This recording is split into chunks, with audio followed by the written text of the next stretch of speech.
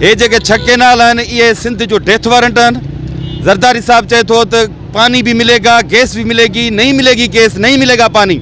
इंसान फना है, ज़रदारी फना है। ज़रदारी जी उम्र घणी बाक़ी 70 जे लॻभॻि आहे, बाक़ी ज़रदारी जी उम्र घणी आहे। हे तव्हां सिंध जे डेथ वारनि ते मुराद अली शाह ऐं आसिफ ज़रदारी ऐं बिलावल ज़रदारी सही करे चवनि था असां सिंध खे पाणी बि ॾींदासीं, सिंध खे गैस बि ॾींदासीं। ईअं कुझु कोन्हे को।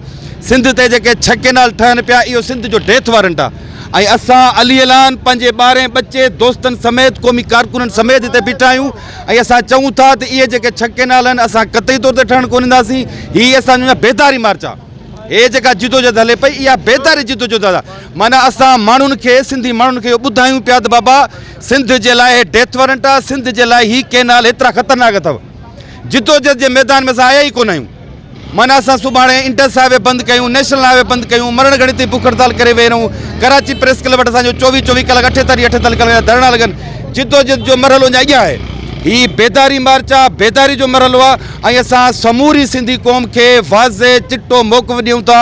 आसिफ ज़रदारी, मुराद शाह ऐं फरियाल टालपोर ऐं बिलावल ज़रदारी इहे चारई माण्हू सिंध जे डेथ वारनि ते सही करे आया आहिनि ऐं असां इन्हनि जी निंदा कयूं था, असां इन्हनि खे कंडेम कयूं था। सिंधी माण्हुनि खे अपील कयूं था त अचो सैयद ज़ैन शाह जो साथ ॾियो जीअं असां सिंधु खे सुकाइण खां रोके सघूं। ज़मीनूं आहिनि पंजाब जूं जेके मुकमल तौर ते गैर आबाद भड़बाग ज़मीनूं आहिनि, उन खे आबाद करण जे लाइ हिननि हीअ चोलिस्तान केनाल या जेके ॿिया केनाल जेके ठाहिनि पिया था उन्हनि खे जेके 50-60 लख एकड़ ज़मीन उहे आबाद करण जे आहिनि ख़्याल में, उन्हनि जो इरादो इहो आहे। जेकॾहिं इहा 50-60 लख एकड़ ज़मीन आबाद थी त जेका सिंध जी कमांड एरिया आहे, जेका सिंध जी आबाद ज़मीन आहे 50-60 लख एकड़, उहा ख़तमु थी वेंदी। उहो पाणी पंजाब खणी वेंदो। उहो पाणी जेके पंजाब जा जेके सहराई इलाइक़ा आहिनि, जेके बयाबान इलाइक़ा आहिनि, जेके उतां जा चोलिस्तान थल ऐं जेके काछा आहिनि पंजाब जा, इहे उन्हनि खे आबाद करण जे लाइ इहा जेको प्लानिंग कई वई आहे। ऐं इहो वाज़े तौर ते चयो अथनि त अब सिंध को जर के पानी पर गुज़ारा करना पड़ेगा। इहा उन्हनि जी बाक़ाइदा स्टेटमेंट आहे।